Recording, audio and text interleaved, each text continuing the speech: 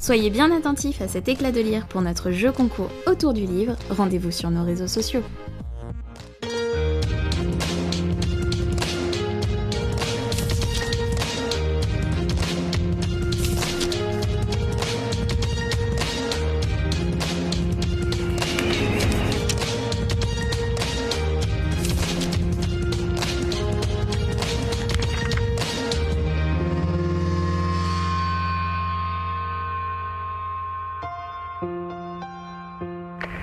Bonjour, nous sommes à Saint-Omer, au collège Notre-Dame de Sillon. Aujourd'hui, c'est notre Benjamine Lucie qui a 13 ans qui nous emmène dans un univers où il ne faut pas se fier aux apparences. C'est parti! Je m'appelle Lucie, j'ai 13 ans et je suis en 5e. Bonjour, je m'appelle Valérie Daudier, je suis professeure de français au collège et au lycée Notre-Dame de Sillon. Je vous présente Le goût sucré de la peur par Alexandre Chardin.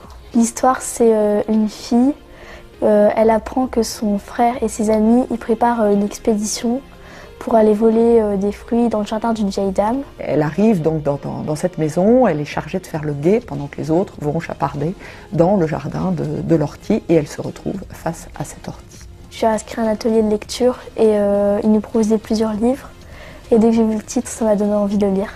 Ah, moi j'ai beaucoup aimé, c'est vrai que ça démarre comme ça m'a fait penser au départ au Club des 5, comme un groupe de jeunes là, qui part à l'assaut en expédition quelque part. C'est vrai que ça m'a rappelé un peu ma littérature de jeunesse. Je n'ai pas du tout eu de mal à le lire, il est très prenant.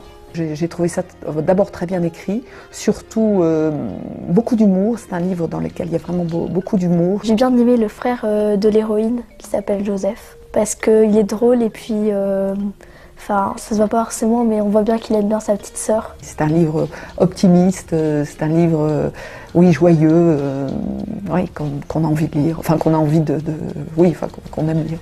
La fin est un peu triste mais on s'y attend donc ça m'a pas trop étonné en fait.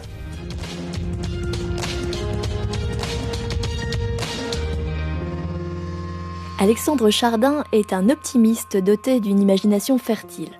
Il a rêvé d'être dresseur de chenilles urticantes, surfeur de vagues géantes, éleveur de colibris ou encore aventurier. Finalement, il est devenu enseignant et écrivain de littérature jeunesse. Il s'abreuve de ses voyages, de ses rencontres humaines ou animales pour créer de belles histoires. Cet éternel enfant aime mettre en scène des personnages qui, normalement, ne devraient pas se rencontrer. Et de cette rencontre naît une belle histoire.